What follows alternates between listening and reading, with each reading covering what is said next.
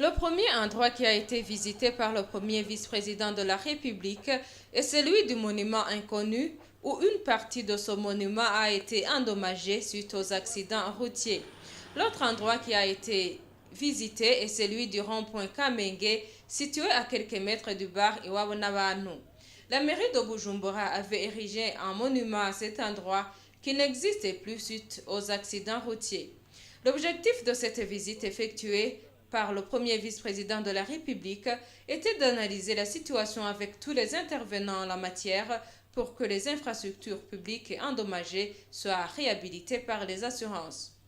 Le ministre des Transports, des Travaux publics et de l'Équipement a indiqué que pour ces deux endroits à visiter, les assurances vont bientôt les réparer. L'objectif de la visite, c'est de voir si réellement les infrastructures endommagées ont été déclarées à l'assurance pour les réhabilitations.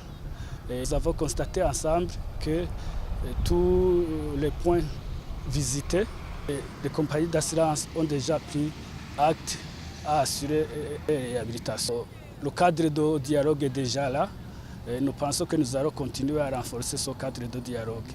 Néanmoins, il a souligné que les problèmes souvent rencontrés et que la police ne mentionnait pas dans les rapports sur les accidents routiers des infrastructures publiques endommagées dont ils ne pouvaient pas faire une déclaration auprès des assurances.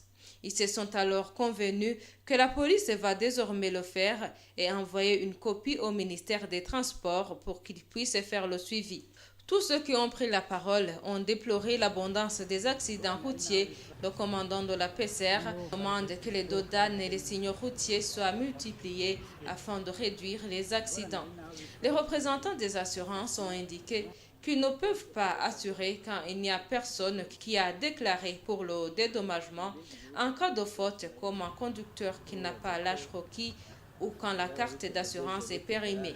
Ils demandent qu'il y ait un fonds d'assurance pour aider dans ce genre de situation.